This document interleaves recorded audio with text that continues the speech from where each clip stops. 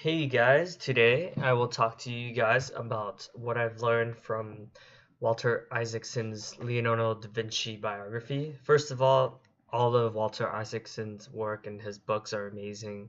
You guys probably know him for what he did with Steve Jobs, and really does a great job of being did a lot of research. And so, yep, I'll talk to you guys about the 10 things I took away from that. First of all, I really learned a lot about his life being a polymath and really just being passionate and curious about everything. He questioned every conventional way of thinking.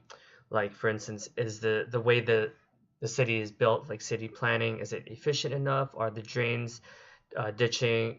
Is the ditch, for sewers? And he was really ahead of his time, so a lot of people thought it was weird that he wanted to change something. So that was really interesting. And also, he was really passionate about nature, astronomy, physics, math, military engineering, just his attention. So that brings me to number two, his attention to detail and really being able to dig deep is truly amazing. You can tell when he draws that everything, no matter how complex it is, he'll spend hours and hours and hours perfecting it, really breaking down the layers, much more complex. Like, when people did surgery, he would observe for hours and look at all the little intricate details. Um, then his drawing, for instance, he drew a famous fetus of a womb that was way beyond his time, so he contributed a lot to human anatomy and physiologically as well with the movements, and created flying machines for his play.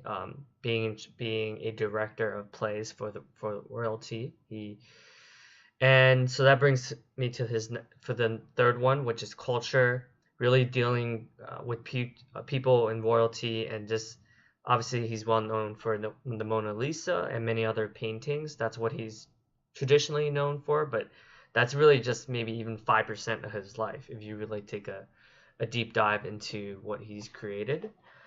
And also being a really he was able to bring people together. There would be thousands of people that would watch him paint, and during his plays. And number four is just having the authenticity and being genuine about what you want in life. He was always true to himself, even though he was rejected to be a military engineer so many times, and had virtually no experience with it. He kept applying until he eventually got that position and was able to contribute by building walls and moats and so many interesting things, and also creating a lot of architecture as well. And the fifth thing is his ability to mentor others. He was really good at giving back and had so many students to spread his wisdom and knowledge to make the world a much more interesting place. So thank you, Leonardo, for doing that, and not being selfish about keeping all his information to himself. And number six is just having an engineering mindset. He was always really willing to tinker and figure out how things work, and drew very elaborate engineering designs um, with, I mean, virtually any tool that he would find, he would break it apart just so he can understand how they connect and how a cog would connect with any machinery. So that was really interesting. And number seven, combining everything together with art, science, anatomy, physiology, and engineering. You can tell from his paintings that he was a lot more paid attention to shadows and depth and the background, and used science to have perfect proportions, which made him stand out from his colleagues because it was much more real, and that's what he's known for. Having really realistic representations, and also there's a lot of emotions and soul and depth to his portraits. When he drew portraits of royalty and people of power, he really took the time to show some depth to a lot of his painting. And number eight would be his imagination. He was quite the dreamer and would spend literally 10 hours a day just daydreaming about inventing new contraptions, from having more three-dimensional machinery to just dreaming about his painting and what he wants to create for himself. And number nine is surrounding himself with other really affluent people. It seemed like he gravitated towards men of power and people that were, you know, were able to kill a lot of people, but also were at the top of their game.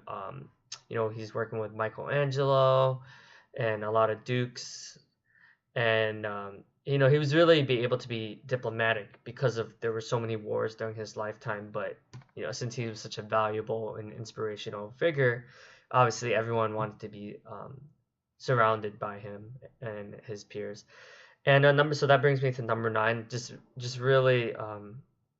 Oh, sorry, that was number nine. Number 10 would be to just use your fame and your power and your reputation to your advantage. He understood the power that he had and really believed in himself, and because of that, thousands of people would watch him during his creations. Like he created like a really realistic horse statue that was huge, and that was considered a masterpiece. So he actually never finished it because of the war, but he knew how to create buzz and essentially create his own PR. So basically the key takeaways, if I was to summarize all that, is generally, it doesn't matter how you were born. He was born out of wedlock and he had so many interests, but he was true to himself. And even though he didn't complete a lot of projects, he seemed to be very happy and satisfied with everything that he did do. But he was always striving to learn more, create more, be of value to society in more than one way. So I hope you guys enjoyed this, and yeah, I'll talk to you guys soon. Bye.